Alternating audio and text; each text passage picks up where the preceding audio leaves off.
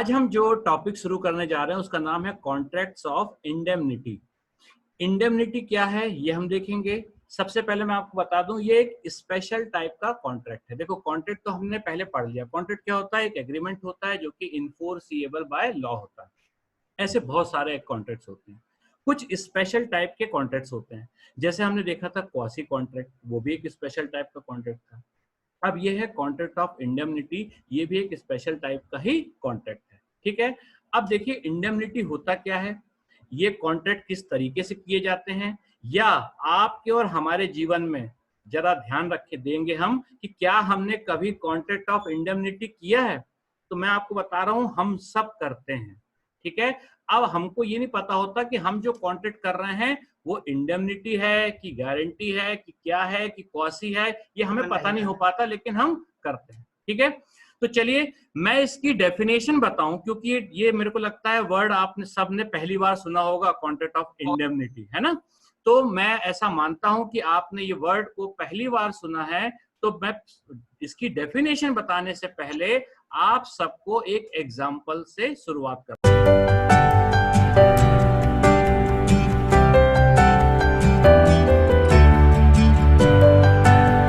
चलिए शुरू करते हैं। तो इंडेमनिफाई का मतलब क्या होता है? देखिए, इंडेमनिटी का मतलब क्या होता है और इंडेमनिफाई का क्या मतलब होता है। इंडेमनिटी का मतलब होता है हानि से सुरक्षा, किसी भी प्रकार की हानि से सुरक्षा। यहां पर लिखा है इंडेमनिफाई। इंडेमनिफाई का मतलब होता है, आपने सुना होगा क्षतिपूर्ति, ये शब्द आपने सुना होगा। ठीक है, यहाँ इंग्लिश में मैंने लिखा है एक line, to make good the loss of another. देखिए, लॉ में यही लिखा हुआ है। इंडेमनिफाई का क्या मतलब है? To make good the loss of other, मतलब जो दूसरे को नुकसान हुआ है उसको तुम सही कर दो, इसको बोलते हैं क्षतिपूर्ति करना। ठीक है, तो किसी भी दूसरे की, व्यक्ति की या पर्सन की या पार्टी की, जब हम लॉस को, ठीक है, सही करने की बात कर रहे हैं, ऐसा कोई वादा कर रहे हैं, ऐसा कोई प्रॉमिस कर रहे हैं, तो वो कहलाता है कॉन्ट्रैक्ट ऑफ इंडेमनिटी। अब एक एग्जांपल से अपन शुरू करते हैं। बहुत ध्यान से स्क्रीन की तरफ आप सब लोग देखिएगा, इधर उधर बिल्कुल भी ध्यान मत दीजिएगा। ठीक है ना, आपको कुछ नोट करने की जरूरत है। ठीक, तो देखिए सबसे पहले हम स्टार्ट करते हैं। यहां कोई पर्सन है ए, ठीक है, कोई पर्सन हो सकता है, ये ए एक पर्सन है। ठीक है, इसके पास एक कार है। क्या है? कार है। ये चाहता है कि कार का इंश्योरेंस करा ले। आपने देखा होगा कार का इंश्योरेंस होता है। ठीक है, तो उसके पास कार है, वो अपनी कार का इंश्योरेंस कराने के लिए कहाँ जाता है? जनरल इंश्योरेंस कंपनी को। देखिए, इंश्योरेंस भी दो प्रकार का होता है, एक लाइफ इंश्योरेंस होता है, एक जनरल इंश्योरेंस होता है। ठीक है, लाइफ को अपन अब यहाँ कवर नहीं कर रहे हैं, अपन बात कर रहे हैं जनरल इंश्योरेंस की। तो जो गाड़ियों का, व्हीकल्स का जो इंश्योरेंस होता है उसको जनरल इंश्योरेंस कंपनी करती है। तो ए एक पर्सन है जो कि अपनी कार का इंश्योरेंस कराने कहाँ जाता है, या गया है जनरल इंश्योरेंस कंपनी को। अब देखो, इस एग्जांपल में आप अपने आप को भी रख सकते हो, क्योंकि आपने भी अपनी गाड़ियों का इंश्योरेंस कई बार करवाया है। ठीक है, अब ये ए जो है जनरल इंश्योरेंस कंपनी से बोलता है कि मेरी कार को इंश्योर करिए। तो जनरल इंश्योरेंस कंपनी बोलती है ठीक है, आप हमें 10,000 रुपीज प्रीमियम दीजिए। देखिए एक एग्जाम्पल है, उसने क्या बोला कि आप जो है 10,000 रुपीज हमें क्या दीजिए? प्रीमियम दीजिए। अब देखिए, कार भले वो 10 लाख की है, 15 लाख की है, 5 लाख की है, अभी उसकी बात नहीं कर रहे अपन, मान लेते हैं कार जो है वो 10 लाख रुपए की है, जिसको इंश्योर कराने के लिए ए एक पर्सन है जो कि कहाँ गया? जनरल इंश्योरेंस कंपनी गया। जनरल इंश्योरेंस कंपनी ने बोला कि आप हमें 10,000 रुपीज एज अ प्रीमियम दीजिए। ठीक है, तो हम क्या करते हैं? तो भैया हम जो है वो 10,000 रुपए लेके आपसे प्रॉमिस करते हैं, ध्यान से सुनिएगा, आपसे क्या करते हैं? प्रॉमिस करते हैं कि भैया आपकी गाड़ी को कोई भी लॉस होगा हम उसको कॉम्पेंसेट करेंगे। ठीक है, अब ये जो इंश्योरेंस होता है ये 1 साल का होता है। तो इसका मतलब है कि आज से लेकर 365 दिन तक, अगले डेट तक जो 1 साल पूरा होगा, तब तक के लिए मैं प्रॉमिस करता हूं कि आप मुझे 10,000 रुपए प्रीमियम का दीजिए और मैं आपकी गाड़ी में होने वाले लॉस को क्या करूंगा? कॉम्पेंसेट करूंगा। ठीक है, यहाँ पर लॉस OLL गायब है, उसको ध्यान दीजिए। तो और वो कह रहा है कार का क्या कर दिया उसने? इंश्योरेंस कर दिया। तो प्रॉमिस किया कि मैं आपकी गाड़ी में जो भी लॉस होगा उसको कॉम्पेंसेट करूंगा, आपकी कार का इंश्योरेंस करूंगा। ठीक है, अब देखिए, जो कंपनी है जो ये वादा कर रही है या ये जो प्रॉमिस कर रही है, इसको अपन बोलते हैं इंडेमनिफायर। क्या बोलते हैं अपन? इंडेमनीफायर, मतलब अपने इस एग्जांपल में जनरल इंश्योरेंस कंपनी जो है वो कहलाएगी इंडेमनीफायर, या अपन कह सकते हैं क्योंकि इसने प्रॉमिस किया है तो अपन इसको कह सकते हैं कि ये प्रॉमिसर भी है। ठीक है, तो ध्यान रखिएगा ये जो दो पार्टी है इसमें जनरल इंश्योरेंस कंपनी क्योंकि ये प्रॉमिस कर रही है इसलिए ये इंडेमनीफायर है, या अपन कह सकते हैं ये प्रॉमिसर है। अब ये किसको इंडेमनीफाई कर रही है, किसको प्रॉमिस कर रही है, ए को। तो ए क्या हो गया हमारा, ए हो गया इंडेमनीफाइड। ठीक है, इंडेमनीफाइड। अब ये पार्टीज याद रखिएगा, इसके नाम है इंडेमनीफाइड, जिसको प्रॉमिस किया जाता है कि मैं आपके लॉस को कंपेंसेट कर दूंगा, वो कहलाता, उसको क्या बोलते हैं अपन, इंडेमनीफाइड, या अपन कह सकते हैं प्रॉमिसी। ठीक है, यहां तक बात समझ में आ गई सबको कि ए एक पर्सन है, अपनी कार का इंश्योरेंस कराने के लिए जनरल इंश्योरेंस कंपनी गया, उसने बोला सर मैं अपनी कार का इंश्योरेंस कराना चाहता हूँ। जनरल इंश्योरेंस कंपनी ने बोला आप हमें प्रीमियम दीजिए 10,000 रुपीज, हम आपसे प्रॉमिस करते हैं कि हम आपकी गाड़ी में होने वाले लॉस को क्या करेंगे, कॉम्पेंसेट करेंगे, कार का इंश्योरेंस करेंगे। ठीक है, अब देखिए नेक्स्ट अपन यहां पर बात करेंगे कि भैया कि जो सब कुछ हो रहा है, सब कुछ सही चल रहा है, ठीक है, इंश्योरेंस हो गया, सब हो गया, तो जो प्रॉमिस किया है जनरल इंश्योरेंस कंपनी ने, जो प्रॉमिस किया है उस प्रॉमिस को वो कब निभाएगा। तो यहां पर देखिएगा जो लायबिलिटी है, मींस दायित्व है, आपने जो अपना प्रॉमिस किया है उसको आप करोगे कब, उसके लिए आप लायबल कब हो। तो यहां पर देखिए साफ साफ लिखा है liability arise when loss became absolute. Means general insurance company की जो लायबिलिटी है, जो उसने प्रॉमिस किया था, उसको वो निभाएगा तभी जब ए की जो कार है उसको कोई लॉस हो। ध्यान दीजिएगा, अगर लॉस नहीं हुआ, जब तक लॉस नहीं हुआ है तब तक जनरल इंश्योरेंस कंपनी को कुछ करने की जरूरत नहीं है, भले उसने प्रॉमिस किया है। तो प्रॉमिस उसने किस चीज का किया है कि आपकी गाड़ी को जब भी लॉस होगा तो मैं उसको कवर करूंगा। तो जब लॉस ही नहीं हुआ, जब तक लॉस नहीं हुआ तब तक जनरल इंश्योरेंस कंपनी, या अपन कहें उसको इंडेमनीफायर, या अपन कहें उसको प्रॉमिसर, उसकी लायबिलिटी अराइज नहीं होगी। मींस वो अपने दायित्व को करने के लिए बाध्य नहीं होगा। वो कब करेगा, जब आपकी गाड़ी में क्या होगा, कुछ लॉस होगा। ठीक है, अब देखिए वो कितना पे करेगा। मान लेते हैं एक ही गाड़ी में एक्सीडेंट हुआ और उसकी गाड़ी को लॉस हो गया, तो अब उसकी गाड़ी थी 10 लाख रुपए की, तो क्या जनरल इंश्योरेंस कंपनी में जाके ये बोलेगा कि भैया मेरी गाड़ी का एक्सीडेंट हो गया है, मैंने आपको बोला था, इंश्योरेंस प्रीमियम दिया था, आप मुझे 10 लाख रुपए दो। तो जनरल इंश्योरेंस कंपनी उस कार का होल अमाउंट देने के लिए बाध्य नहीं है। जनरल इंश्योरेंस कंपनी ने प्रॉमिस किया था कि मैं आपको होने वाले लॉस को कॉम्पेंसेट करूंगा। यहां देखिए क्या लिखा है कि जो अमाउंट जनरल इंश्योरेंस कंपनी देगी ए को, क्योंकि उसकी गाड़ी का एक्सीडेंट हो गया, वो कितना होगा, amount will be paid up to the extent of the loss. जितना लॉस हुआ है उतना पेमेंट करने के लिए बाध्य है। ऑब्लिगेशन जो है इसके अंदर, जो इसके ऊपर जनरल इंश्योरेंस कंपनी के ऊपर, वो कितने की है, वो पे करेगा उतना ही अमाउंट जितने का उसको लॉस हुआ है, ना कि होल अमाउंट। मींस तुम्हारी 10 लाख की कार है तो वो 10 लाख रुपए लेने में चले जाना, है ना, आपको कितना अमाउंट पे होगा, जितना आपका लॉस हुआ। ठीक है, अब देखिए मान लीजिए पूरा साल निकल गया और एक ही कार में कोई दिक्कत नहीं आई, कोई एक्सीडेंट नहीं हुआ, कुछ नहीं हुआ, भगवान की दया से उसकी कार बहुत सही हालत में पूरे साल गुजार दी। तो भैया जब पूरा साल खत्म हुआ तो क्या ए जनरल इंश्योरेंस कंपनी के पास जाके ये बोलेगा कि भैया मेरे आपने लॉस के लिए बोला था, ठीक है लॉस कवर करोगे, मेरी गाड़ी को साल भर में कोई लॉस नहीं हुआ, अब एक काम करिए, ये जो 10,000 रुपए मैंने आपको प्रीमियम के रूप में दिए थे ये आप मुझे वापस कर दीजिए, क्योंकि लॉस तो हुआ ही नहीं। तो भैया ये 10,000 रुपए जनरल इंश्योरेंस कंपनी इसको वापस नहीं करेगी, याद रखिएगा।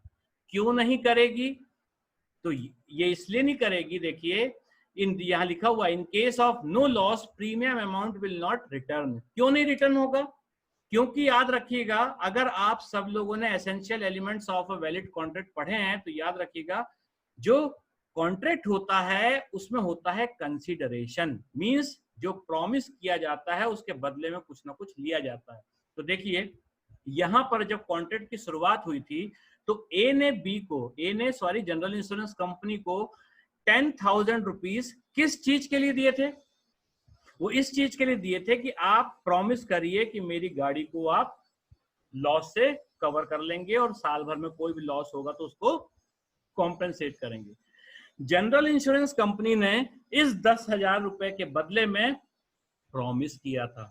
ठीक है, तो याद रखिएगा कंसिडरेशन का अमाउंट जो है वो रिटर्न नहीं होता और ए जो है वो 10,000 रुपीज साल के अंत में वापस मांगने नहीं जा सकता, क्योंकि ये उसने जो पे किया था इसके बदले में उसको क्या मिला था, इंश्योरेंस कवर। और जनरल इंश्योरेंस कंपनी को जो 10,000 मिले थे इसके बदले में इसने क्या दिया था, इसने दिया था प्रॉमिस। तो ये जो प्रॉमिस था और जो 10,000 था ये इस पर्टिकुलर केस में क्या था, कंसिडरेशन। इसीलिए अगर लॉस नहीं होता साल भर में गाड़ी को, कोई भी डैमेज नहीं होता गाड़ी को, तो जनरल इंश्योरेंस कंपनी अब इंश्योरेंस प्रीमियम का अमाउंट पार्टी को या ए को वापस करने के लिए बाध्य नहीं होगी। आई बात समझ में? और तो दूसरी बात कि वो अगर लॉस होता है तो जो जनरल इंश्योरेंस कंपनी है सिर्फ उतना ही अमाउंट पे करेगी जितने का लॉस हुआ है, ना कि पूरी कार का, कि भाई तुम 10,000 देके और पूरी 10 लाख रुपए लेने के लिए पहुंच गए। तो यहाँ पर जो मुख्य बातें हैं जो ध्यान रखने की वो ये कि यहाँ पर एक ए पार्टी है और दूसरी है जनरल इंश्योरेंस कंपनी। ए पार्टी जो है इसको अपन बोलते हैं इंडेमनिफाइड या प्रॉमिसी, क्योंकि इससे प्रॉमिस किया जाता है। जनरल इंश्योरेंस कंपनी क्योंकि प्रॉमिस करती है तो ये कहलाती इंडेमनिफायर या प्रॉमिसर। ठीक है, और यहाँ पर जो जनरल इंश्योरेंस कंपनी है इसकी लायबिलिटी तभी आती है जब कोई लॉस हुआ हो।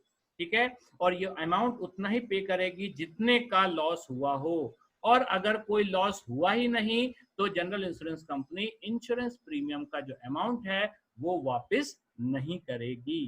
ठीक, तो ये था इंडेमनिटी का एक उदाहरण। इसके बाद अपन देखेंगे इसकी डेफिनेशन। तो चलिए डेफिनेशन देखते हैं। डेफिनेशन क्या कह रही है, अब देखिए आपको डेफिनेशन बहुत अच्छे समझ में जाएगी। A contract whereby one party promises, देखिए whereby one party, अपने केस में कौन थी, general insurance company, whereby one party promises to save the other, दूसरी कंपनी को सेव कर रही है, to save the other from loss caused to him, मतलब उसको जो लॉस हुआ है by the conduct of the promiser himself or by the conduct of any other person is called contract of indemnity। Means एक party जब promise करती है कि वो सामने वाली पार्टी को या दूसरी पार्टी को बचा लेगी किसी भी लॉस से जो उसको हुआ है, या तो मेरी वजह से या तो उसी प्रॉमिसर की वजह से या किसी भी पर्सन की वजह से, अगर उसको लॉस हुआ है तो उसको क्या करेगी, वो कॉम्पेंसेट करेगी। ठीक है, तो इसको बोलते हैं कॉन्ट्रैक्ट ऑफ इंडेमनिटी। अब देखिए यहाँ पर क्योंकि अपन ने इंश्योरेंस का एग्जांपल लिया था, क्यों, क्योंकि ज्यादातर ये वर्ड जो है वो इंश्योरेंस कंपनीज में ही यूज होता है। The term is often used in the business contract and in insurance, ज्यादातर ये इंश्योरेंस के उसमें यूज होता है। Indemnity in simple words is protection against future loss. देखिए जो फ्यूचर लॉस की बात हो रही है, एग्जिस्टिंग की बात नहीं हो रही है, प्रेजेंट की बात नहीं हो रही है। आज अगर आपने कॉन्ट्रैक्ट किया है तो आज के बाद मतलब फ्यूचर, तो फ्यूचर में वो ड्यूरेशन जो है वो कॉन्ट्रैक्ट में तय होती है, 1 साल 2 साल, कितने साल के लिए आप कर रहे हो, पर ये फ्यूचर लॉस के लिए हो रही है जो भविष्य में हो सकता है। ठीक है, अब देखिए ये थोड़ा कंटिंजेंसी वाली बात है। ऐसे इवेंट का इंश्योरेंस किया जा रहा है जो हो भी सकता है जो ना भी हो सकता है। तो कॉन्ट्रैक्ट ऑफ कंटिंजेंसी जो है वो भी हम आगे पढ़ेंगे, वो ये उसी का एक प्रकार है। अब देखिए यहाँ पर देखिए जैसे वो लिख रहा है, an indemnity can be defined as a sum paid by A to B by way of compensation for a particular loss suffered by B. Simple सा कि इंडेमनिटी क्या है कि भाई किसी ने सम पेड किया, ए ने मान लो बी को कुछ पैसा अमाउंट दिया, किस रूप में दिया, कॉम्पेंसेट करने के लिए। ठीक है, कि उसको जो नुकसान हुआ उसकी भरपाई करने के लिए। ठीक है, किसको दिया, बी को दिया। अब यहाँ बोल रहा है ए the indemnifier may or may not be responsible for loss suffered by B the indemnity. जरूरी नहीं है कि ए जो है उसको कॉम्पेंसेट जो कर रहा है वो इसलिए कर रहा है कि वही जिम्मेदार है उसके लॉस के लिए। यहाँ पर आपने देखा ना, जनरल इंश्योरेंस कंपनी थोड़ा जिम्मेदार, उसने थोड़ा एक्सीडेंट किया, किसी और ने किया, लेकिन किसी और ने भी किया, लेकिन क्योंकि हमने तुमसे प्रॉमिस किया था इसीलिए हम उसको क्या करेंगे, कॉम्पेंसेट करेंगे। ठीक है, अब यहाँ पर देखिए लास्ट चीज कि ये तो सब ठीक है, लेकिन ये याद रखिएगा कि contract of indemnity should satisfy all the conditions of valid contract. तो इंडेमनिटी का जो कॉन्ट्रैक्ट आप करते हो, मीन्स जो पर्सन कंपनी के पास गया है, इन दोनों के बीच में जो कॉन्ट्रैक्ट हुआ है, उसमें भी essential elements of a valid contract सभी होना बहुत जरूरी है। ऐसा ना हो कि उनके एब्सेंस में आप कर लो। क्वासी कॉन्ट्रैक्ट में तो कॉन्ट्रैक्ट बनता ही नहीं था, लेकिन यहाँ पर कॉन्ट्रैक्ट बनता है। जब भी आप इंश्योरेंस कराते हो तो आप बहुत सारे पेजों में साइन करते हो, आपको ध्यान होगा, तो वो जो आप सिग्नेचर करते हो तो वो एक्चुअली में कॉन्ट्रैक्ट लिखा हुआ है, ठीक है।